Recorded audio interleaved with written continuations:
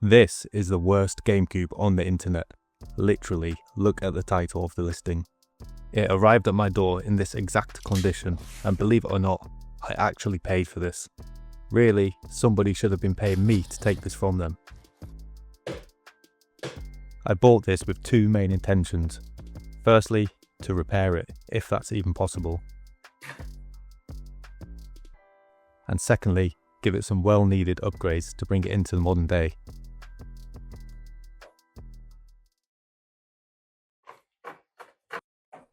I know what you're thinking. Why on earth would I buy this? And the answer is pretty simple. Learning and preservation. I am not a trained repair technician, so taking on projects like these is the perfect way for me to learn new skills and get better. And saving technology, new and old, really does give me great satisfaction.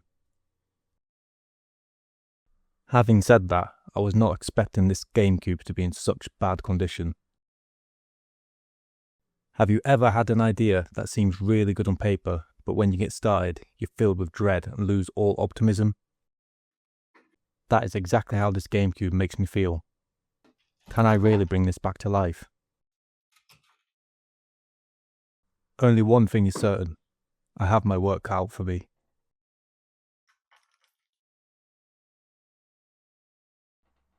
I don't know the background of this console, but I have my ideas. Wooden sheds are pretty common here in the UK. My guess is that it's been left to rot in a leaky old wooden shed. You can see spiderwebs, exoskeletons of insects, and the mother of all corrosion. What do you think happened?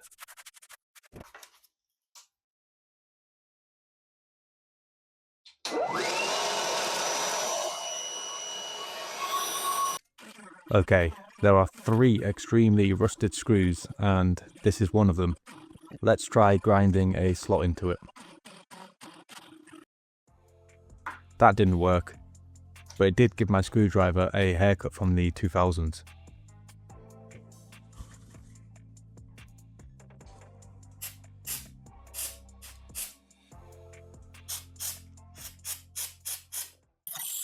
The only thing that this tool is grinding is my patience. And itself.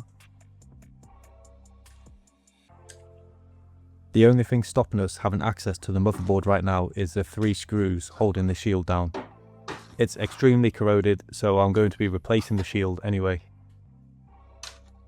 So, time for some brute force. 1 down. Good. The last 2 are going through the memory card slot and are too small and corroded to remove. Let's try and lever the disk drive to snap the sheet metal and hope the motherboard doesn't get damaged in the process.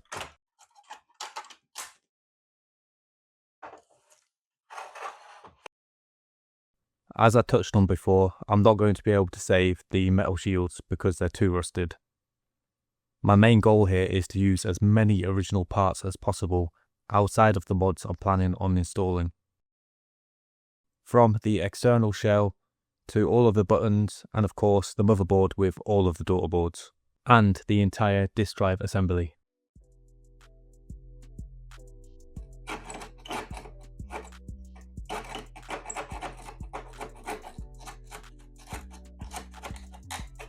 It turns out these 2 screws are still holding the motherboard down to the bottom of the case, and we need to remove them.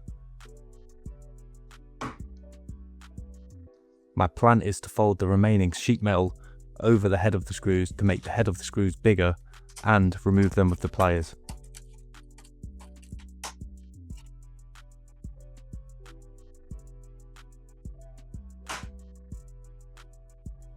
Looks like this was only able to remove the heads of the screws.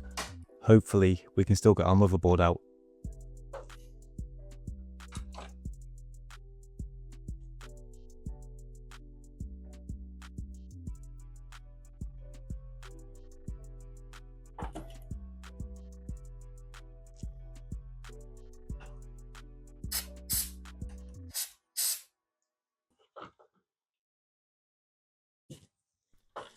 These screws really are a pain. Flexing the motherboard can be dangerous and damage components or even worse, internal traces. Let's try something else.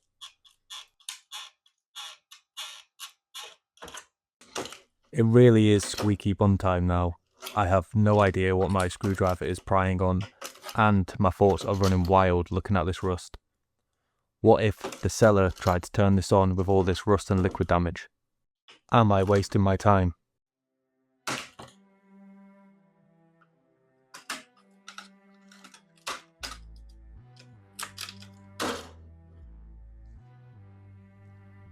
Finally, a chance to look at the motherboard. After hours of trying to get into this GameCube without causing damage to the boards or the shell, gave me a much needed boost of motivation. At a glance, it seems like the shield stopped most of the liquid from working its way down to the main components, but it's far from perfect.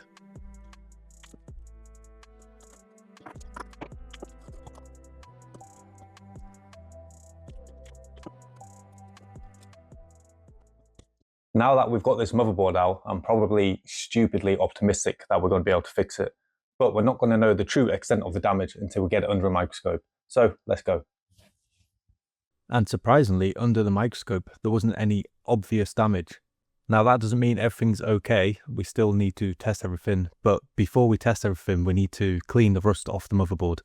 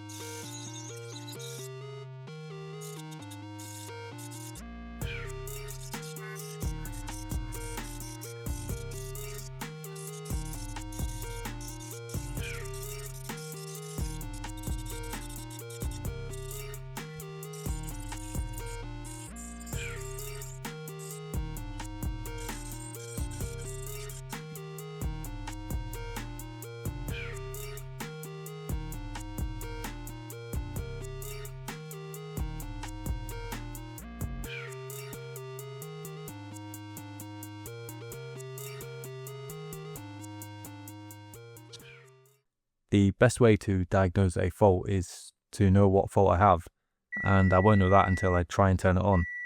With that in mind, I'm doing a very quick check of the capacitors before seeing how it reacts to being turned on. I don't want to teach anybody to suck eggs here, but you never know who this video is going to find. A quick explanation for what I'm doing here is making sure there are no obvious shorts in the circuit by checking continuity to ground. Definitely not the most effective test, but can be a quick way to find a fault. No shorts found. Does that mean it's working? Absolutely not. Right, we are very close to plugging this in now and giving it a proper test. Before we can do that, we have the disk drive, shell and other pieces to clean up. While that's going on, I wanted to talk about mods. I did a bit of research into hardware mods, and the ones I've chosen for my specific needs are a HDMI port and a Bluetooth controller mod. What would you have chosen?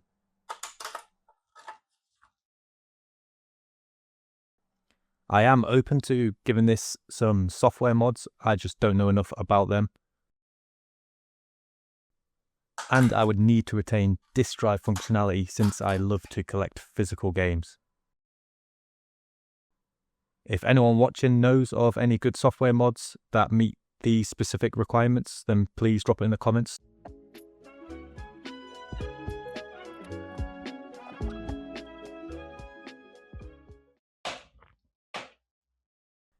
The top and bottom shells are something I want to pay specific attention to, since these are going to determine the whole overall look. None of the buttons are currently working, and it's thick with mud.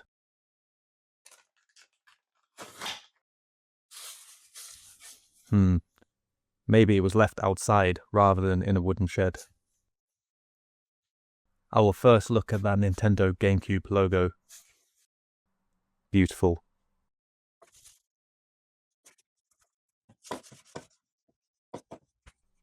One thing I want to talk about is the controller faceplate. it's extremely yellowed from the sun, and based on my research, retro brighting can give mixed results, and more importantly, it isn't permanent. Based on that, and since I do have a spare, I've decided to replace the cover. Do you think this is the right decision?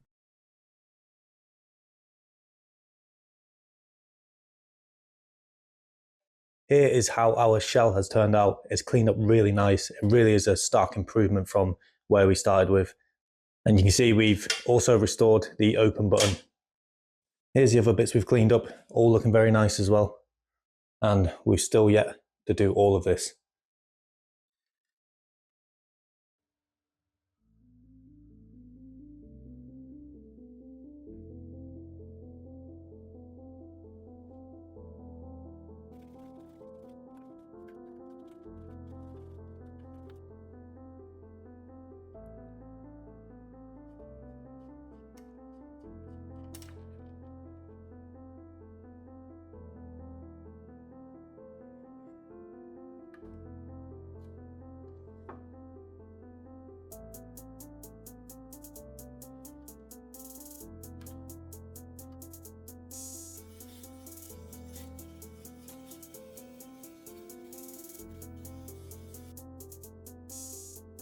The screws on the memory card slot are corroded to the point that I can't remove them, so I've cleaned it up as best I can. Hopefully the PCB is okay.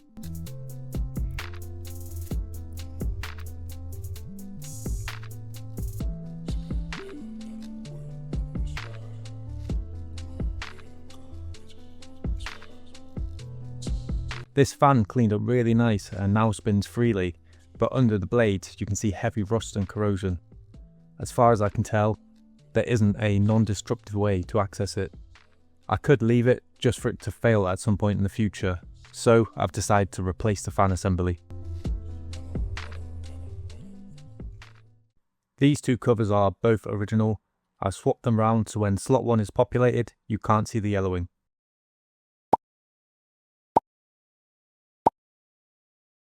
Okay, so we've got it back together now, and I am really optimistic. We've still got bits of dirt and grime around here and there. You can see the lug's still broken off down there. And I only put the end screws in because I couldn't remember which one of these was broken.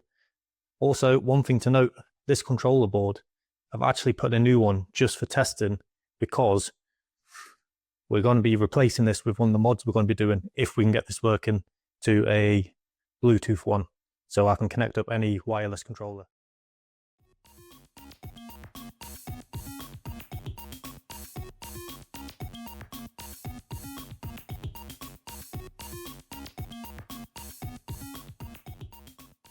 Okay, I've turned the mains on. I don't think there's a universe where this turns on. If there is, it's probably not this one. But let's just go. No way. It's on. No way.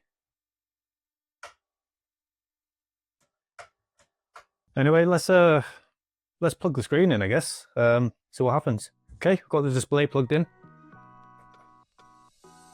No way. What? I didn't even bring a controller. I did not expect that to work. Why is this not opening?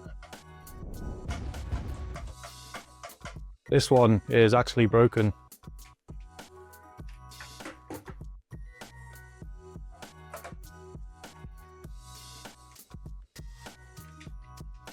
Nothing. So the reset button work?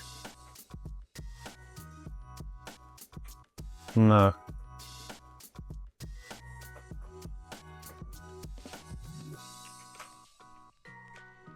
Oh, it did that time.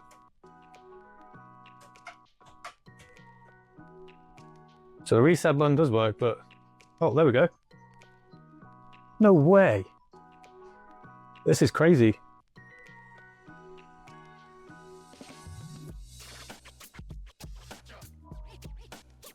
What?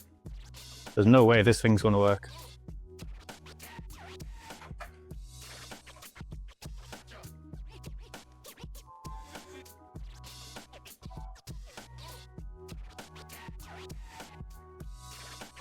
Oh, it wants us to format it.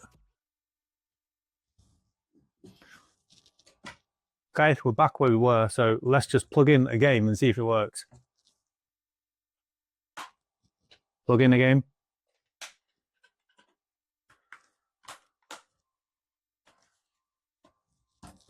I really don't expect this to work. I don't know what it is. The condition this was in. Okay, you ready? I think here is spinning.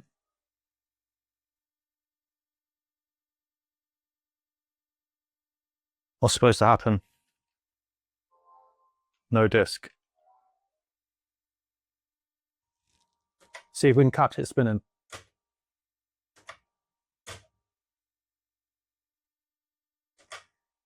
See? One thing I didn't do is I didn't clean the laser, didn't clean the lens. Because I forgot. Let's just quickly try a different game.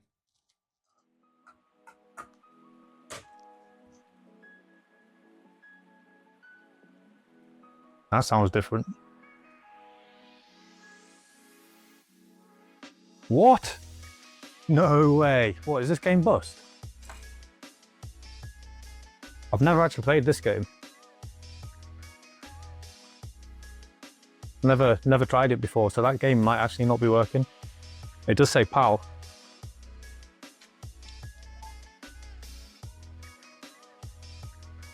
This is crazy.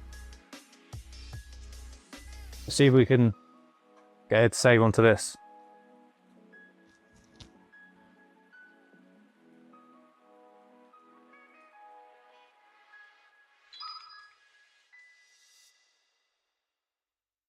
Let me restart it.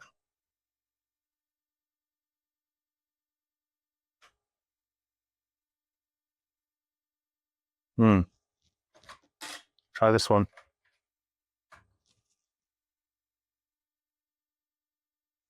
So this one's definitely working.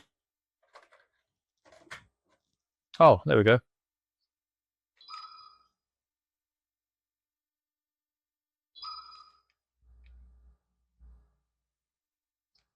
Yep, format it.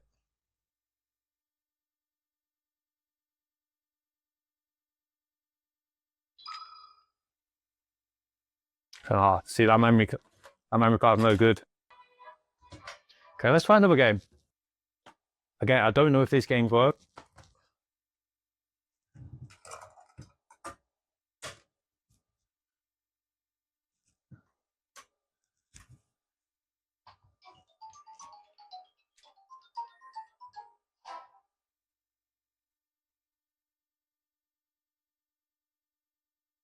It's working.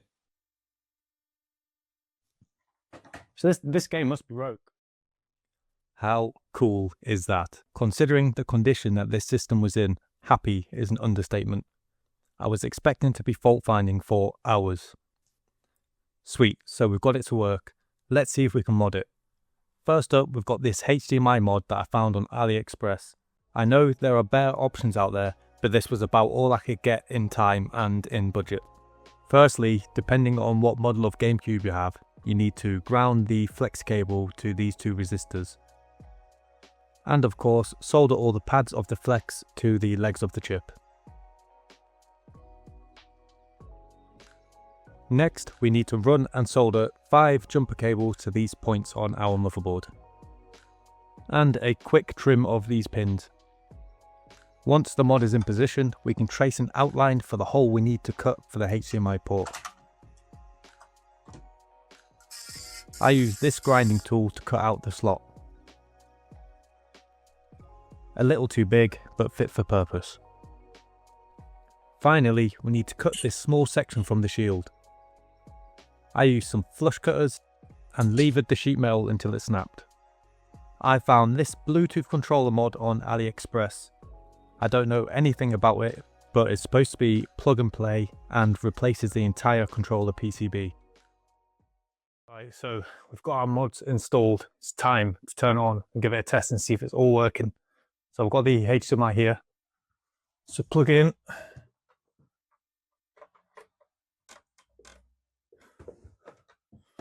Okay. Powered, everything's hooked up, so hopefully it still turns on and hopefully we'll still get a display.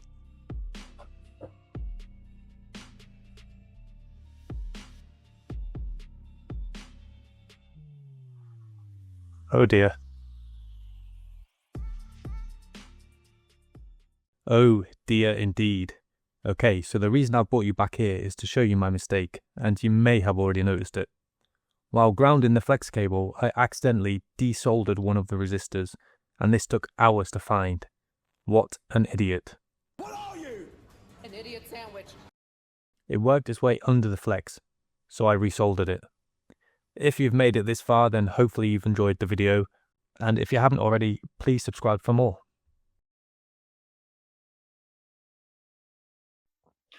Surely now this has to work. There's absolutely nothing else wrong with it. Let's turn it on. Okay, we turn on, good. Wait. It's working, come on. I zoned out for a moment there. Wow. Okay, make sure this controller port works. Yeah.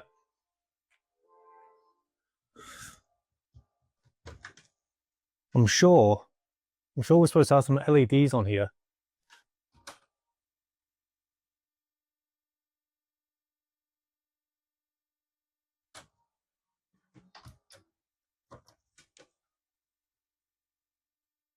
There we go.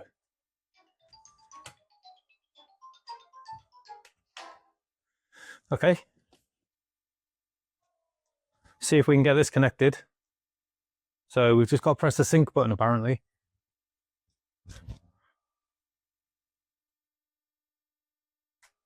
Or hold the sync button, should I say.